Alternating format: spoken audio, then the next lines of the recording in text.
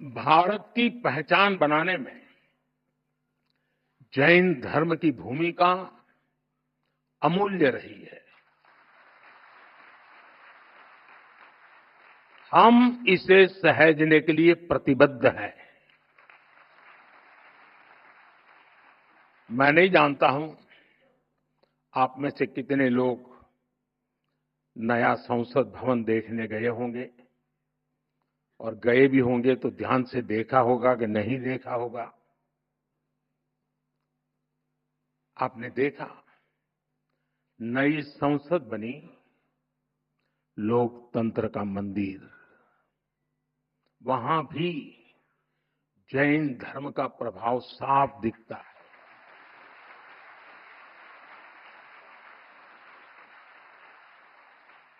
जैसा ही आप संसद के नए भवन में शार्दुल द्वार से प्रवेश करते हैं, तो स्थापत्य गैलरी में सम्मेद शिखर दिखता है।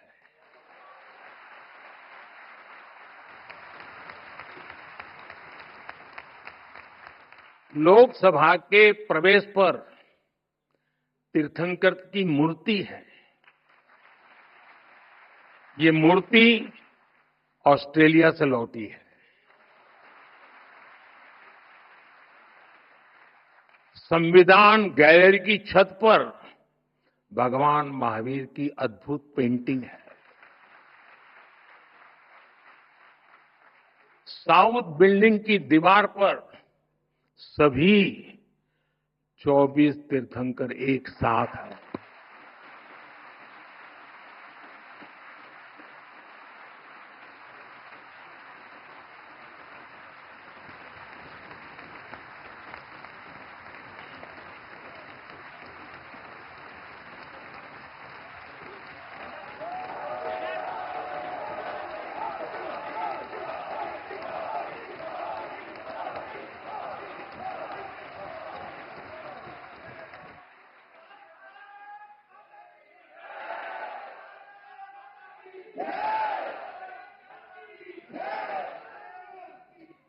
कुछ लोगों में जान आने में समय लगता है।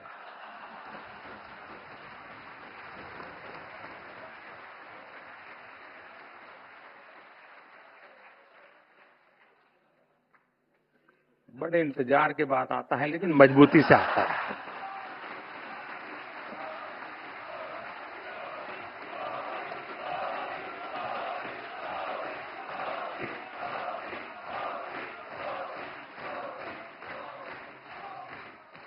ये दर्शन हमारे लोकतंत्र को दिशा दिखाते हैं, सम्यक मार्ग दिखाते हैं। जैन धर्म की परिभाषा बड़े ही सार गर्भित सूत्रों में प्राचीन आगम ग्रंथों में निबद्ध की गई है। जैसे वत्थु सहावो धम्मो, चारितम खलु धम्मो, जीवाण रक्षणम धम्मो। इन्हीं संस्कारों पर चलते हुए हमारी सरकार सबका साथ, सबका विकास के मंत्र पर आगे बढ़ रही है।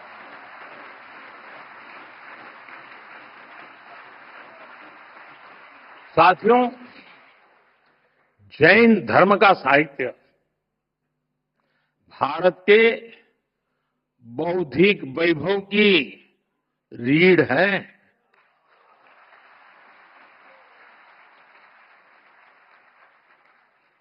इस ज्ञान को संजोना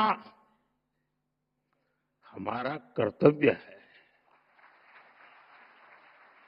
और इसलिए हमने प्राकृत और पाली को क्लासिकल लैंग्वेज का दर्जा दिया।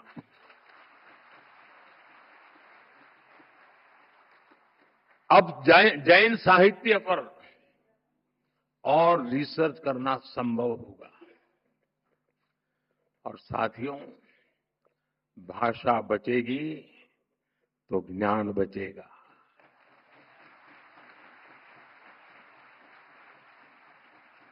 भाषा बढ़ेगी तो ज्ञान का विस्तार होगा।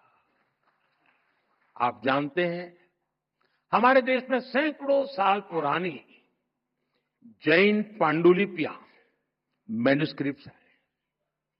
हर पन्ना इतिहास का दर्पण है,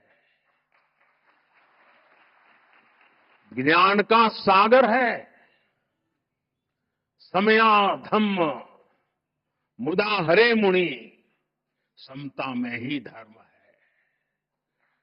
जो स्वयं जह बेसित जा, तेणो भवई बंधुगो। जो ज्ञान का गलत इस्तेमाल करता है वो नष्ट हो जाता है। कामो कसायो खवे जो, सो मुनि पावक कम जो। जो काम और कसायों को जीत लेता है वही सच्चा मुनि है। लेकिन साथियों, दुर्भाग्य से अनेक अहम ग्रंथ धीरे धीरे लुप्त हो रहे थे। इसलिए हम ज्ञान भारत मिशन शुरू करने जा रहे हैं। इस वर्ष बजट में इसकी घोषणा की गई है। देश में करोड़ों पांडुलिपियों का सर्वे कराने की तैयारी इसमें हो रही है। प्राचीन धरोहरों को डिजिटल करके हम प्राचीनता को आधुनिकता से जोड़ेंगे। ये बजट में बहुत महत्वपूर्ण घोषणा थी और आप लोगों को तो ज्यादा गर्व होना चाहिए। लेकिन आपका पूरा ध्यान 12 लाख रुपया इनकम टैक्स मुक्ति इस पर गया हो।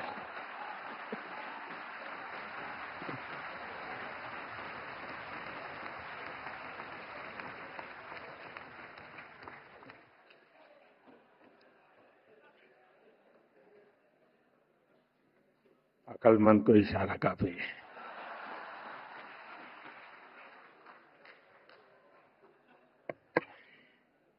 साथियों, ये जो मिशन हमने शुरू किया, ये अपने आप में एक अमृत संकल्प है। नया भारत एआई से संभावनाएं खोजेगा और आध्यात्म से दुनिया को राह दिखाएगा। साथियों, जितना मैंने जैन धर्म को जाना है, समझा है, जैन धर्म बहुत ही साइंटिफिक है, उतना ही संवेदनशील है। विश्व आज जिन परिस्थितियों से जूझ रहा है, जैसे युद्ध, आतंकवाद या पर्यावरण की समस्याएं हो, ऐसी चुनौतियों का हल जैन धर्म के मूल सिद्धांतों में समाहित है।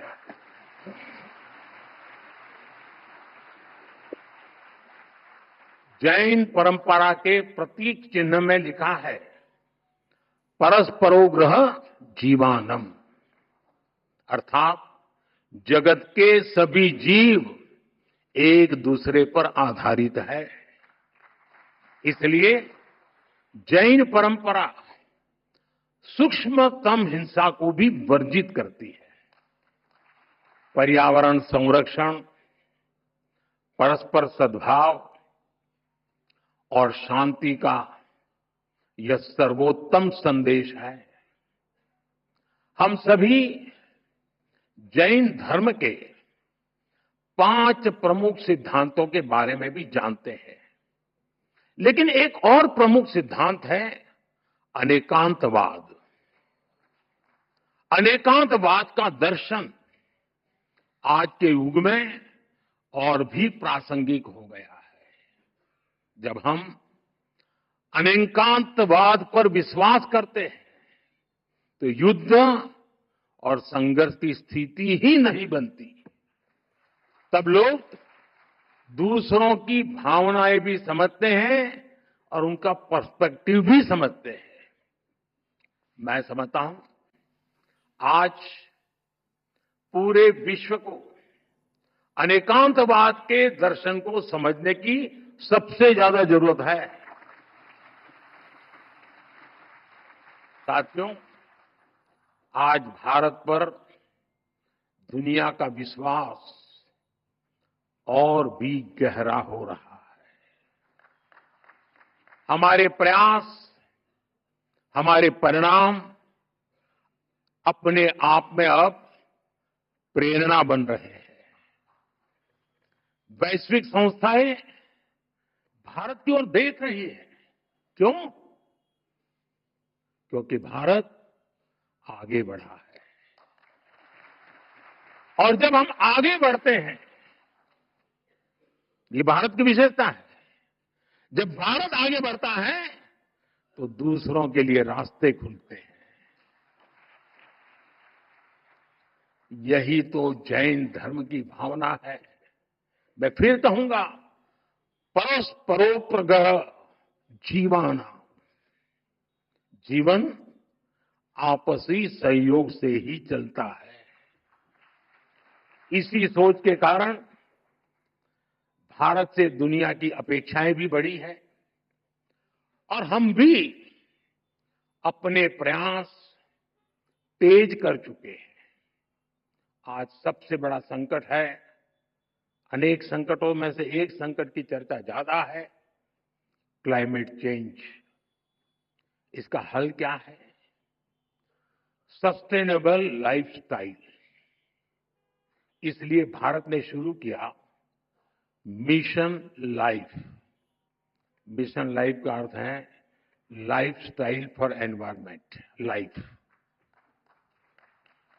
और जैन समाज तो सदियों से यही जीता आया है।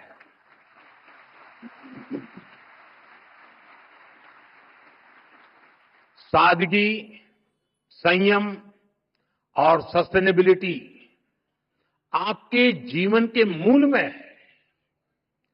जैन धर्म में कहा गया है, अपरिग्रह।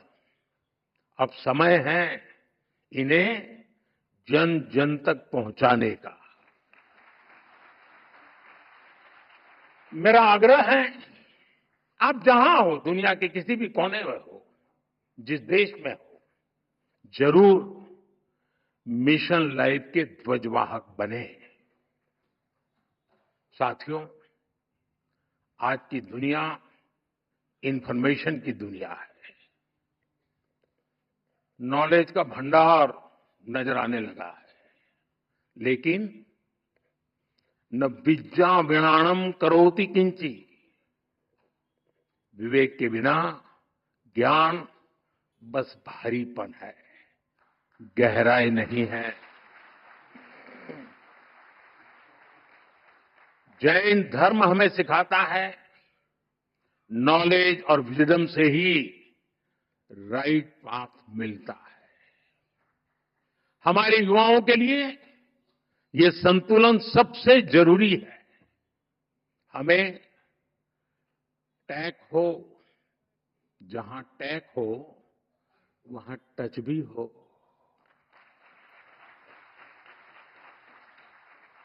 जहां स्किल हो वहां सॉल भी तो हो, आत्मा भी तो हो। नवकार महामंत्र इस विजडम का स्रोत बन सकता है। नई पीढ़ी के लिए ये मंत्र केवल जप नहीं, एक दिशा है।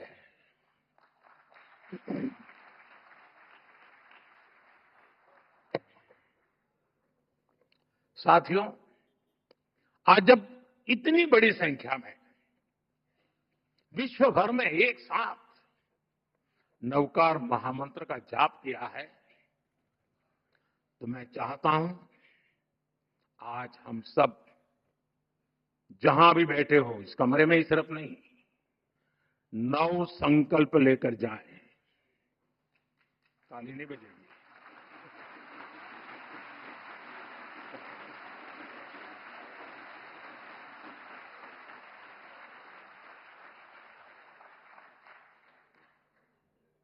क्योंकि आपको लगा कि मुसीबत आ रही है।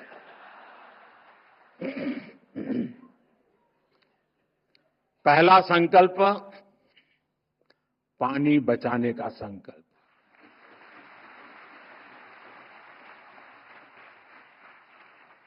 आप में से बहुत सारे साथी महुड़ी यात्रा करने गए होंगे। वहां बुद्धि सागर जी महाराज ने 100 साल पहले एक बात कही थी, वो वहां लिखी हुई है। बुद्धि सागर महाराज जी ने कहा था, पानी किराने की दुकान में बिकेगा। 100 साल पहले कहा। आज हम उस भविष्य को जी रहे हैं। हम किराने की दुकान से पानी पीने के लिए लेते हैं। हमें अब एक एक बूंद की कीमत समझनी है। एक एक बूंद उसे बचाना, यह हमारा कर्तव्य है। दूसरा संकल्प, एक पेड़ मां के नाम।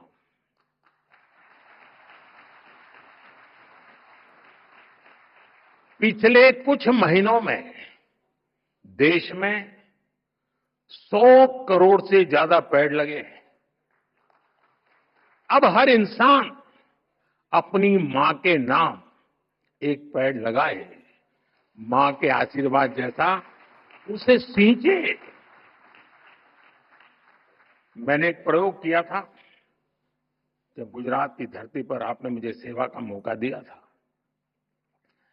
तो तारंगाजी में मैंने एक तीर्थंकर वन बनाया था। तारंगाजी वीरान सी अवस्था है, तो यात्री आते तो बैठने की जगह मिल जाए। और मेरा मन था कि इस तीर्थंकर वन में हमारे 24 तीर्थंकर जिस वृक्ष के नीचे बैठे थे, उसको मैं ढूंढ के लगाऊंगा।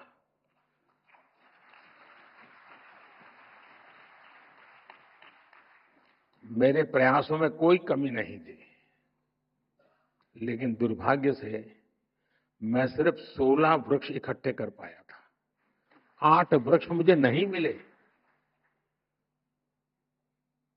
जिन तीर्थंकरों ने जिस वृक्ष के नीचे साधना की हो और वो वृक्ष लुप्त हो जाए, क्या हमें दिल में कसक होती है क्या? आप भी तय करें। हर तीर्थंकर जिस वृक्ष के नीचे बैठे थे, वो वृक्ष मैं बोऊंगा और मेरी मां के नाम वो पेड़ बोऊंगा। तीसरा संकल्प, स्वच्छता का मिशन।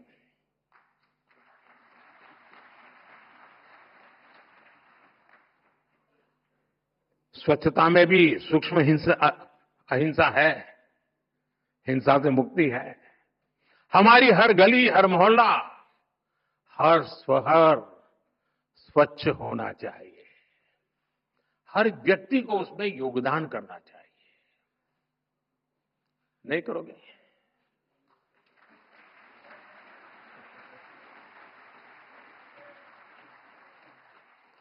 चौथा संकल्प, वोकल फॉर लोकल।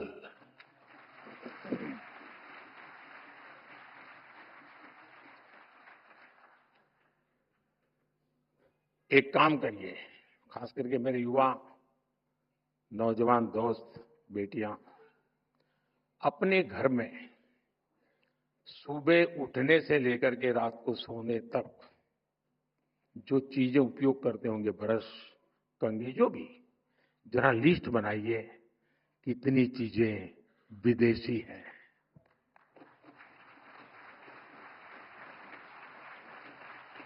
आप स्वयं चौंक जाएंगे कि कैसी कैसी चीजें आपकी जिंदगी में घुस गई है। और फिर तय करिए कि इस वीक में 3 कम करूंगा, अगले वीक में 5 कम करूंगा, और फिर धीरे धीरे हर दिन 9 कम करूंगा, और एक एक कम करता जाऊंगा, एक एक नवकार मंत्र बोलता जाऊंगा।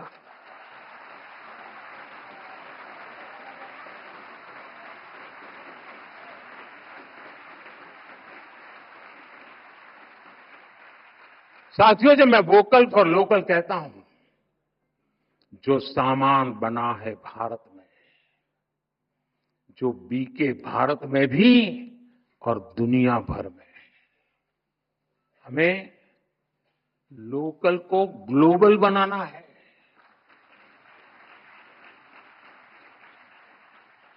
जिस सामान को बनाने में किसी भारतीय के पसीने की खुशबू हो,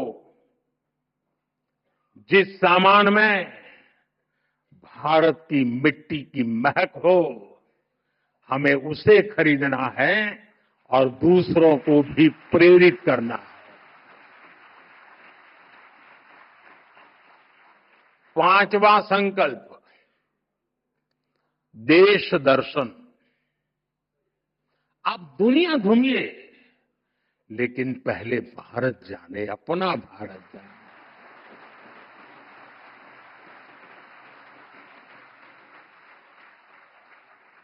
हमारा हर राज्य, हर संस्कृति, हर कोना, हर परंपरा अद्भुत है, अनमोल है। इसे देखना चाहिए। और हम नहीं देखेंगे और कहेंगे कि दुनिया देखने के लिए आए, तो क्यों आएगी भाई?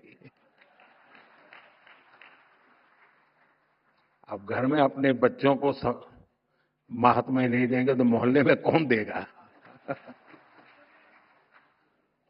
छठा संकल्प, नेचुरल फार्मिंग को अपनाना।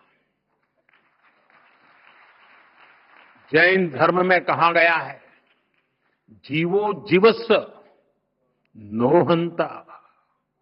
एक जीव को दूसरे जीव का संहारक नहीं बनना चाहिए। हमें धरती मां को केमिकल से मुक्त करना है, किसानों के साथ खड़ा होना है, प्राकृतिक खेती के मंत्र को गांव-गांव लेकर जाना है। 7वां संकल्प, हेल्दी लाइफस्टाइल को अपनाना।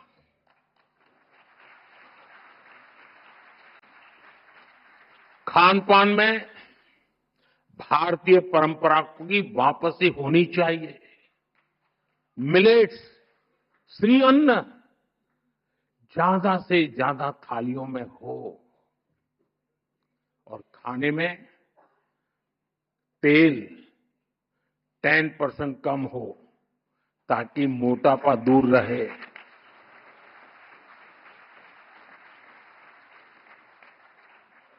और आपको तो हिसाब किताब आता है, पैसा बचेगा, वो काम तो और काम का है।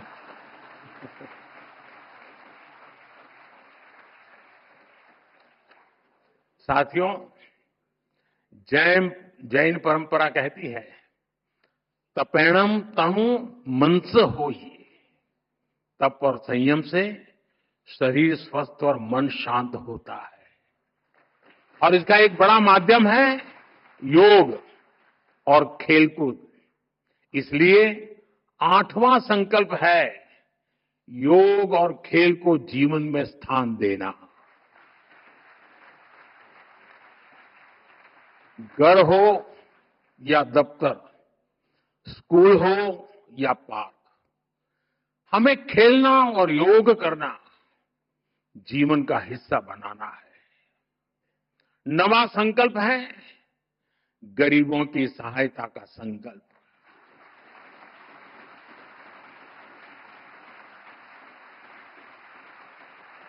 किसी का हाथ थामना, किसी की थाली भरना, यही असली सेवा है। साथियों, इन 9 संकल्पों से हमें नई ऊर्जा मिलेगी, ये मेरी गारंटी है।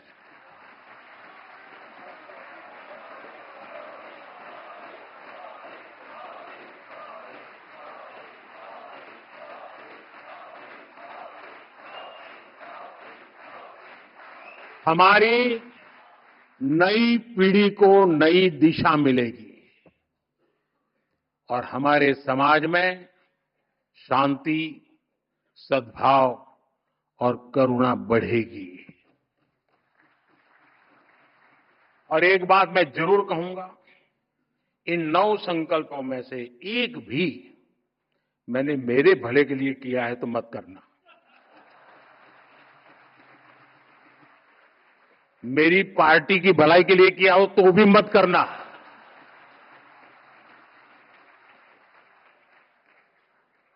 अब तो आपको कोई बंधन नहीं होना चाहिए। और सारे महाराज साहब भी मुझे सुन रहे हैं, मैं उनसे प्रार्थना करता हूं कि मेरी ये बात आपके मुंह से निकलेगी तो ताकत बढ़ जाएगी।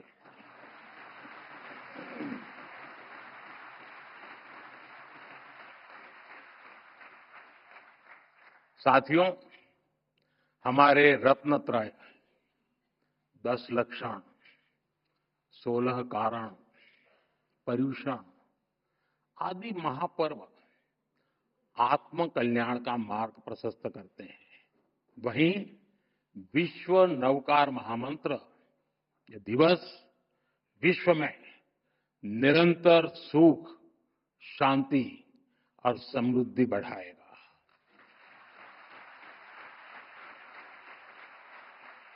मेरा हमारे आचार्य भगवंतों पर पूरा भरोसा है और इसलिए आप पर भी भरोसा है।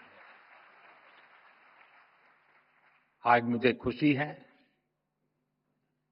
जो खुशी मैं व्यक्त करना चाहता हूं, क्योंकि मैं इन बातों से पहले भी जुड़ा हुआ हूं। मेरी बहुत खुशी है कि चारों फिरके इस आयोजन में एक साथ जुटे।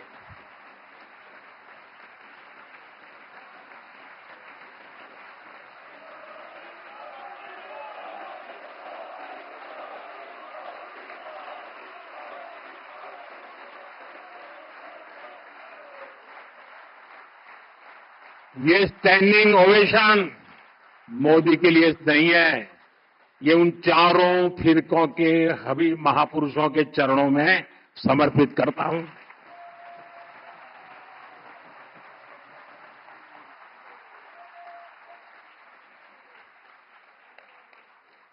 ये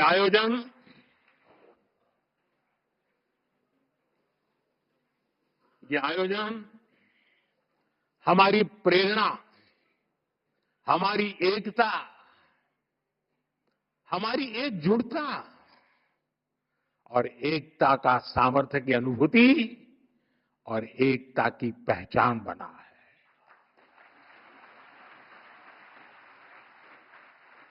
हमें देश में एकता का संदेश इसी तरह लेकर जाना है। जो कोई भी भारत माता की जय बोलता है, उसको हमें जोड़ना है।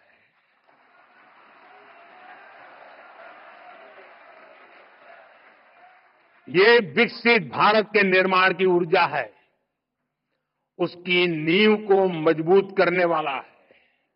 साथियों, आज हम सौभाग्यशाली हैं कि देश में अनेक स्थानों पर हमें गुरु भगवंतों का भी आशीर्वाद प्राप्त हो रहा है। मैं इस ग्लोबल इवेंट के आयोजन के लिए समस्त जैन परिवार को नमन करता हूं। आज पूरे देश में, विदेश में जो हमारे आचार्य भगवंत महाराज साहब, मुनि महाराज, श्रावक साविका जुटे हैं, मैं उन्हें भी श्रद्धापूर्वक प्रणाम करता हूं। और मैं विशेष रूप से जीतों को भी इस आयोजन के लिए बधाई देता हूं।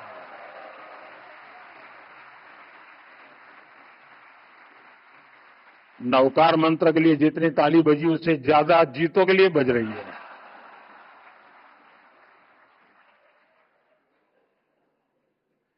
जीतो एपेक्स के चेयरमैन पृथ्वीराज कोठारी जी, प्रेसिडेंट विजय भंडारी जी, गुजरात के गृह मंत्री हर्ष संघवी जी, जीतों के अन्य पदाधिकारी और देश दुनिया के कोने कोने से जुड़े महानुभाव, आप सभी को इस ऐतिहासिक आयोजन के लिए ढेरों शुभकामनाएं। धन्यवाद। जय जिनेन्द्र, जय जिनेन्द्र, जय जिनेन्द्र।